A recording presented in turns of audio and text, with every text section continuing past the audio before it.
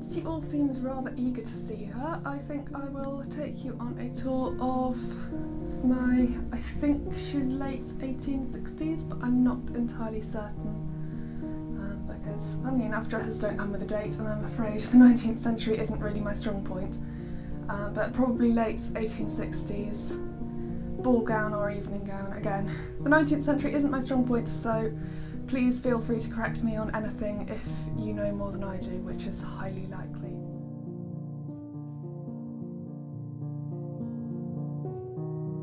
This is the ball gown, pretty much as she came to me. I haven't done anything to her. I think she's a really interesting piece. There's bits of mending, I think there's bits that have been added on. So not knowing much about 19th century when I bought her, I assumed that the front was the back and the back was the front, which was a silly mistake to make.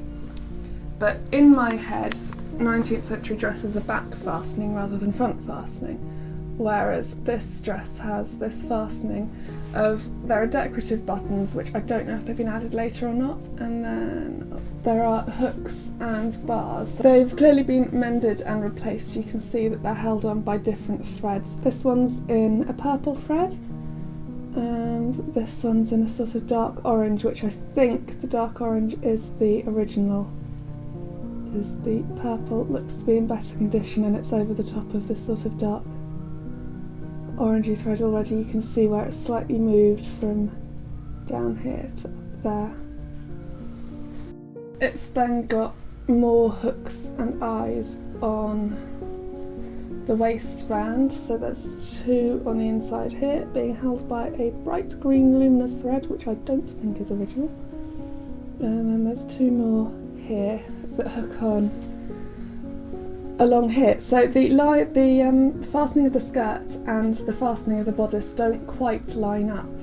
You can see the fastening of the bodice is along the centre back, and then at the skirt it comes along slightly under this bow, which I'm not sure whether I like it or not, but anyway, goes under the bow and then comes down. There's no real placket or anything, it would have just slightly hung one over the other, but with the number of petticoats you'd be wearing over the top of a crinoline, it's not like anything was in danger of being seen. So that's the front fastening. One of the ways that you can tell that it's front fastening is that there are these darts that come part way up and then they don't continue because they'd make space for the bust, and then it would come in over the shoulder to the neckline. One of the details, while we're up here, one of the details I really like is this really narrow piping that goes along the seams of the bodice, and also it goes along the neckline here, if you can see, just in front of the lace. I don't know whether the lace is original or whether it's later addition. It doesn't really feel like it fits with the dress, but like I say, I'm no expert on 1860s dresses. I think, with what little knowledge I have, that this lace and then right down at the bottom over here, I think this lace as well is a later add-on, but I could be wrong in that. Because if there's one thing I know about the Victorians, it's that they liked to use things for dressing up later on, and so adding on the lace at the top and the lace at the bottom, and there's lace added into the sleeves as well. All of this could have been added to make it something more of a fancy dress piece. The other reason I think it's a slightly later add-on for fancy dress is that it's really loosely tacked on. I don't know if you can see the massive stitches it's held on by, which could have been done in a hurry if it was being altered, but I don't think if you were making a high quality dress you would just slightly sloppily tack some lace on to finish it off, unless you were really in a hurry, and then you'd probably have the time to sort it out again afterwards, because it's a dress that would be worn multiple times. So I think that the lace is probably a later add-on. I don't know about these box pleated trims along the sleeve, along the edges of the sleeves. They're not really cuffs, are they, because they're up near the shoulders. I feel like these fit better with the rest of the dress. The other thing is, I think this purple pleated fabric fairly easily matches this fabric here that's been cut, the silk that's been cut on the bias for the top of the flounce. So I think they may have both been done at the same time, which is probably when the dress was made, because they're pretty much integral to, well, the bias binding anyway. You wouldn't want to do that after you'd gone and stitched the box pleated flounce on. So I don't know, I feel like the box pleats are a sort of inherent bit of the dress, but I'm not sure. The other reason I'm not massively convinced by this bow being stuck on here is that it's not at the centre's here, not there. So it doesn't look like it would quite fit with the dress, and it feels like it's showing off where the fastening is too easily. I have no idea if these buttons are original or not. They're cold, so they feel like they are metal.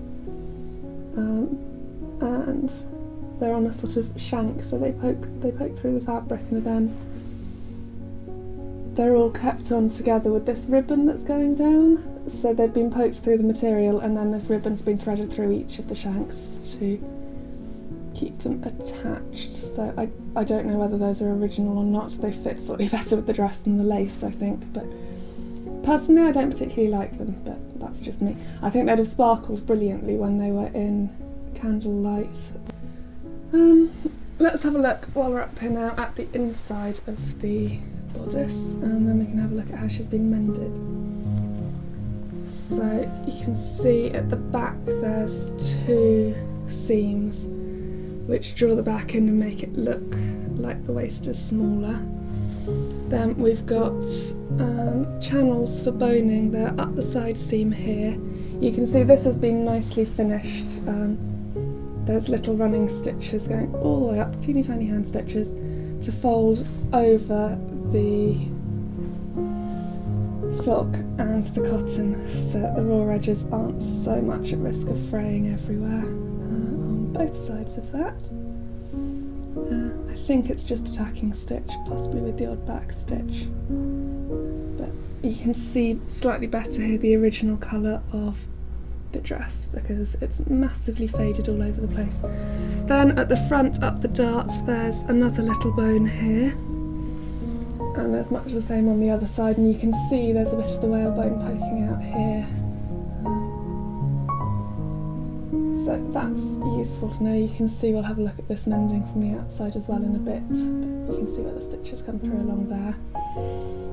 The armholes, the edge has just been left raw, and I think the whole thing looks like it's been done with a sort of black stitch, running back stitch, and then it's all been blanket stitched over to keep the raw edges slightly neater.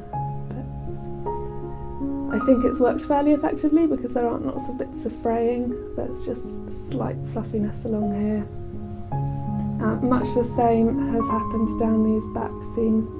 You can see that there's this teeny tiny running back stitch. If you look at the other side, you can see it's got the longer stitches along there, and then it's got the tiny ones on here, and then it's just been overcast all the way down to keep it all from fraying.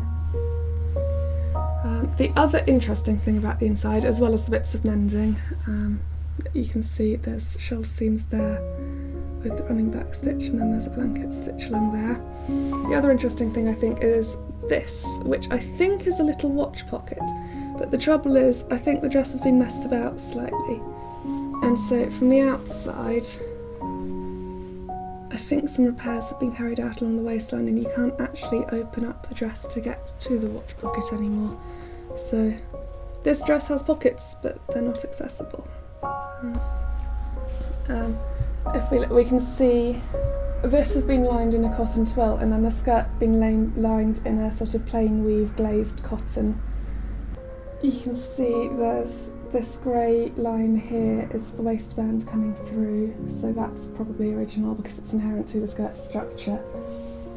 And then I think the pleats, I don't know whether you can see, there's little running stitches keeping the glazed cotton and the silk attached, so I think those were done first, and then it's been whip stitched to the bodice. And then towards the front, where the skirt gets shorter, the hem's been levelled at the waist rather than at the hem, so you can see more easily. There's just a little tacking stitch keeping the glazed cotton and the silk held together, and then it's been folded down and pleated towards the front. And again, there's some really nice original colour showing here. And then the inside of the openings just had the silk whip stitched all the way down, and then back up again on this side. It was slightly broader, and then you can see on the inside it's slightly clumsily held together, but it does the job. On the outside of the bodice, you can see there are some bits where this silk is already shattering. It's just coming apart, but over here there's been an attempt to mend it. I don't think it's the tidiest attempt in the world, but it is at least trying to keep the silk held onto the cotton lining, which is more stable because it's not falling apart. And then over on this side, I don't know whether this was a mend that was done while the dress was in use, but it's using a patch of the fabric, and there's been an attempt to pattern match it. So I don't know whether that fabric's been taken from somewhere else in the dress, we'll have to keep an eye out for a little hole somewhere, or whether it was a spare little bit of fabric that came with the dress for mending bits like this. Anyway, you can see that the silk's still just falling apart, shattering, coming away, which is a pity, but hopefully with the right care she will last a little bit longer. On the inside of the sleeves you can see we've got the lace slightly messily tacked on, and then this box pleated bit has been stitched on, I think twice over. There's 2 lines of stitches coming along, and it's been added on after the sleeve's been hemmed, because you can see there's little over stitches going all the way around. I do really like this box pleated trim. There's something nice about its simplicity and the way that the beads set it all off. But I don't know. Maybe the lace was slightly whiter once, so it went with the black and the white of the beads.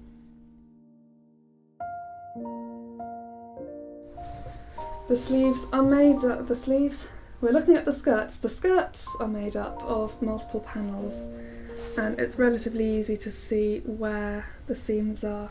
So this seam is hidden by the crease that's created by the fastening here. The top seams and the bottom seams don't quite match up, and they are beginning to fall apart. You can see that one's beginning to split there. So I think the skirt is just made of pleated rectangles that have been levelled at the waistline like we just saw. This second skirt flounce, you can see underneath there's more of some of the original colour of the skirt, but it looks like this skirt flounce, the silk was folded over so that you see more of the silk, and then it's had this bias tape very carefully sewn on over the top of it. I think it must have been slip stitched on because there are some little teeny tiny bits of stitching visible here and there, but for the most part it's pretty much invisible. And then as decoration there's these funny rosetti pom-pommy, I'm not quite sure what they are. There's this sort of, it's not soutache braid, but it's sort of similar stuff that's been knotted around into a pretty pattern, and then it's being held on by little tiny stitches. I think they've used the same thread throughout. I don't know whether it's become discoloured or something, but it's all a sort of dark orangey brown now. So there's these seams which don't always match up on the they don't always match up on the lining. This one does, and you can see it's been back stitched, or possibly running back stitched. And you can see the stitches have fallen apart along here, which is where the hole was. But there's the longer stitches on this side, and the shorter stitches here. It looks like the silk was in panels from selvage to selvage. And then this is very much the selvage of the cotton as well, so they were making best use of the They were making best use of the widths of fabric they had available to them. Over the bottom of the skirt, and I don't think this is completely original, but I could be wrong on that. We've got this braid, which I quite like, it really sets the purple off. The reason I don't think it's original is that if you can see this line here, I think initially the skirt was folded slightly shorter and was then possibly lengthened slightly, maybe as crinolines grew or as the wearer grew slightly taller. There's extra, as well as the binding around the bottom, there is this, but it doesn't line up. My initial thought was that this line here was lining up with the stitching that's keeping this extra layer of the cotton on, but it isn't. The cotton is slightly taller, longer, wider. The cotton comes out to up there, and this is only to there. It's not really clear what's going on there, but I'm sure somebody will have an idea. This black lace is again stitched on with some massive tacking stitches, so I'm thinking that's possibly for fancy dress or amateur dramatics or something rather than an original part of the dress, but who knows. The widths of silk, you can see, here's another seam along here, so this one here matched up with the cotton, this one doesn't. You can see there's no seam in the cotton, but there is a seam in the silk, and so the cotton being woven in broader widths because it's cheaper will give the silk a bit of extra protection. I think they're about 20 inches in width, which is fairly standard for, it's definitely standard for silk in the 16th century. I don't know about the 19th century, somebody's going to have to tell me a bit more about that at some point, or I shall have to go do some more research. Anyway, that is the front of the dress, and now we shall have a look at the back of the dress. As is often the case with skirts, there is more material at the back than there is at the front, because most of the time throughout history, though I'm not going to say all of the time because there are of course exceptions, women didn't really want to look pregnant. As you can see, we've got more pleats at the back. There's lots in this sort of, if it was an Edwardian skirt, lots of the pleats would be here and it'd be a sort of fantail. And you can still do that. If you had a modern skirt, you could just have these pleats here at the back and you get a sort of fantail effect. But you wouldn't necessarily have the rest of these pleats around here. So there is one seam down here at the centre back. It didn't need to be cut in a flared shape because of the pleating at the top and then the box pleats here. So there is, you can see there's a seam here, and there's a seam here, and there's a seam over here, and there's another seam over here. So there is a lot of material gone into this. More material at the back, and the fact that it's longer at the back makes me think this is slightly later 1860s, along with the slightly raised waistline, on account of the fact that the elliptical crinoline is beginning to be a thing. And so more material at the back means that you've got more to spread out in a sort of elliptical shape. The colour is far better on this side of the dress than it is on the other side of the dress, so I'm assuming that if it was displayed or laid out, it was the front that was on view, but you can see, especially inside these pleats here, there's a really good shade of purple compared to, well, the bodice has really faded compared to the dark purple here. If you look at the shoulder here, there clearly wasn't quite enough width of material to get all the way out to this point, so they've saved a bit of money with this little piece here. And it's the same on this side, except it's a slightly bigger little piece. I'm not quite sure why it's slightly bigger on this side than the other side, but there you go.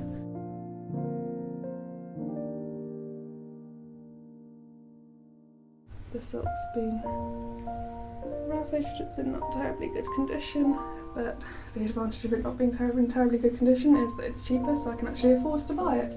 because I can't really afford mint condition antique dresses at the moment, so you shall see in future videos that I've got skirts with massive holes hacked into the back of them and bodices that are just completely falling apart and all that sort of thing, which is kind of useful. If you've got a skirt that's in bad condition, it means that you can actually look inside and see how the lining was done, and how, for example, these bits, I can't tell how various seams here are sewn because they're not, I can't see through the cotton, whereas with a skirt that's got holes hacked in it, you can have a look through the holes and see what seams are used on the interior of the garment that you wouldn't otherwise be able to see.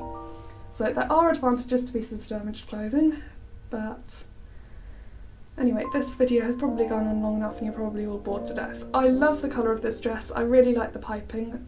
I don't think much of crinolines because frankly they're inconvenient and massive and just get in the way, but maybe I shall have to make a reproduction of this at some point.